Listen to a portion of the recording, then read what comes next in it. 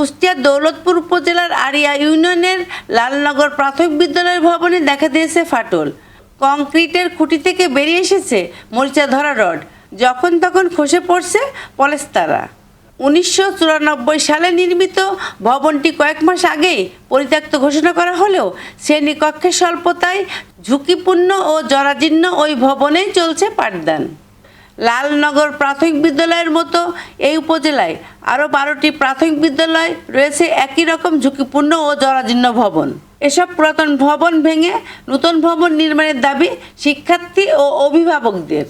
আমাদের স্কুল ভাঙা, এখানটা কখন যে কারোর মাথায় ভেঙে পড়ে যাওয়া ঠিক নাই। আমরা বান্ডেল থাকলে প্রতি সেনমানিতে টাকা বাঁচবে। বিকাশ সেনমানি বান্ডেল কিনে জিতুন প্রতি লেনদেনে। ক্লাস করতে খুব ভয় পাই, কখন যে স্কুল ভেঙে পড়ে যাবে। আমাদের স্কুল ভাঙা, আমাদের ভয় লাগে। একটা নতুন বিল্ডিং করে ভালো হতো। এই স্কুল ভাঙায় আর একটা স্কুল আপনারা করে দেন, কারণ এই স্কুলটা যে কোনো সময় পড়ে যেতে পারে। আমরা তাই আর একটা নতুন করে বানাতে, বাড়ির থেকে বলে স্কুলে আসতে মানা করে, তাই ভাঙা স্কুলে যাইতে হবে না। আমার ছেলেকে এখানে ভর্তি করছি, আমার ছেলে এখানে পড়াশোনা করছে, কিন্তু এই স্কুলের বিল্ডিংয়ের রডগুলো বের হয়ে গেছে, অনেক জায়গায় ফাটল ধরছে। এখানে এই বিল্ডিংয়ে খুব রিস্ক, এই বিল্ডিংয়ে আমাদের বাচ্চা নিরাপত্তা নেই। আমরা এখানে নতুন বিল্ডিং চাই সরকারের কাছে, যাতে আমাদের ছেলেমেয়েরা নিরাপত্তাহীনভাবে পড়াশোনা করতে পারে। দীর্ঘদিন এই স্কুলটা ফাট ধরেছে, আমাদের ছেলেপিলি নিরাপত্তা নাই। এখানে আসলে ছেলেপিলি ভয় পায়, স্কুলে আসতে চায় না। তাই আমরা নতুন বিল্ডিং চাই। স্কুলের অবস্থা খুবই খারাপ, ভিতরে ফাট ধরেছে, বাচ্চাদের পড়াশোনা করার উপযুক্ত না, সাইডে পাঁচিল নাই, পরিবেশ খুবই খারাপ। এই বিল্ডিংয়ে পাঠদান করা অসম্ভব। এখানকার শিক্ষকরা বলছেন, বিদ্যালয়ের জরাজীর্ণ ভবনের নানা দিক তুলে ধরে নতুন ভবনের জন্য আবেদন করে প্রাথমিক শিক্ষা অফিস সহ বিভিন্ন দপ্তরে চিঠি দেওয়া হয়েছে। এখানে আমাদের ভবনের স্বল্পতার কারণে আমরা এই যে জরাজীর্ণ প্রতিষ্ঠান বা স্কুল রুমে ক্লাস নিচ্ছি, এখানে অনেকটা রিস্ক আছে। মানে ক্লাস নিতে অনেক সময় মনে হয় যে কখন না জানে কোনো দুর্ঘটনা ঘটে, এবং অভিভাবকরাও এখানে তারা ছেলেমেয়ে বা বাচ্চাদের পাঠাতে ভয় পায়। আর আমাদের এখানে পাঠদান করতে একটু ভয় লাগে। বাচ্চাদের অভিভাবক যেহেতু ওরা আসলে দেখে বিল্ডিংটা এমন ভাঙা জরাজীর্ণ, তো ওদের বাচ্চাদের পাঠাতে ভয় করে, বলে যে ম্যাম এটা যে কোনো সময় আমাদের বাচ্চাদের মাথায় খসে পড়তে পারে। আমার বিদ্যালয়ে 310 জন ছাত্রছাত্রী, 1994 সালে একটা বিল্ডিং হয়েছে, সেই বিল্ডিংয়ে আমাকে পাঠদান করতে হয়। পর্যাপ্ত পরিমাণ ছাত্র এখানে পাঠদান করানো যায় না বিধায় আমার পুরাতন ভাঙা বিল্ডিংয়ে আমাকে পাঠদান করতে হয়।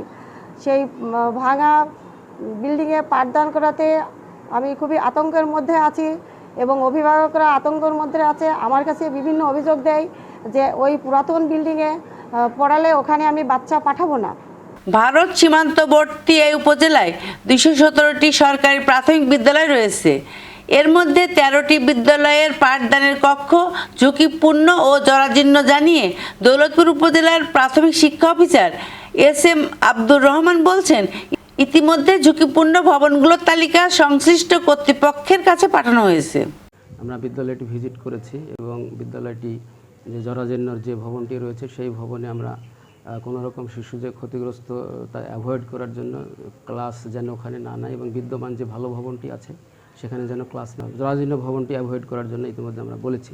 পাশাপাশি আমরা লালনগর সহ আরও 13টি বিদ্যালয়, ঝুঁকিপূর্ণ বিদ্যালয়ের নামের তালিকা ইতিমধ্যেই আমরা তালিকাভুক্ত করেছি। 13টা স্কুলের তালিকা পাঠাবো জরাজীর্ণ ভবনের, এবং এর মধ্যেও লালনগর সরকারি প্রাথমিক বিদ্যালয় ওটা রয়েছে।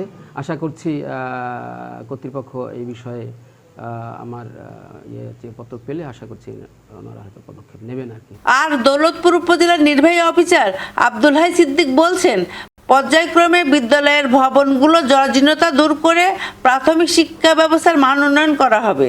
আসলে আপনারা জানেন দৌলতপুর উপজেলা একটা বড় উপজেলা, যার ফলে আমরা এখানে যে প্রতিষ্ঠানগুলো আছে শিক্ষা প্রতিষ্ঠান, এগুলোকে সব প্রায়োরিটি বেসিসে আলাদা করে আপনার প্রত্যেকটা শিক্ষা প্রতিষ্ঠানে অবস্থা আমরা যাচাই বাছাই করি বিভিন্ন সময়।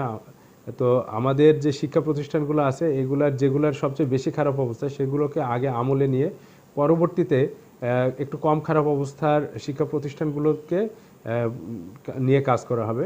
তা আমরা আশা করছি যে আমাদের এই শিক্ষা প্রতিষ্ঠানগুলোর বিষয়ে যে আমাদের ঊর্ধ্বতন কর্তৃপক্ষকে বিভিন্ন সময়ে দৃষ্টি আকর্ষণ করা হয়েছে, যার মাধ্যমে তারা এই শিক্ষা প্রতিষ্ঠানগুলোকে একটা উন্নত মানের শিক্ষা প্রতিষ্ঠান করার জন্য এবং মানসম্মত শিক্ষা প্রদানের জন্য যে ধরনের মেরামত করার প্রয়োজন সেটা করবেন এবং আমাদের যে সন্তানেরা, আমাদের ভবিষ্যৎ প্রজন্ম পাঠ গ্রহণে এখানে উন্নত পরিবেশের কারণে আগ্রহী হবে বলে আমি আশাবাদ ব্যক্ত করছি।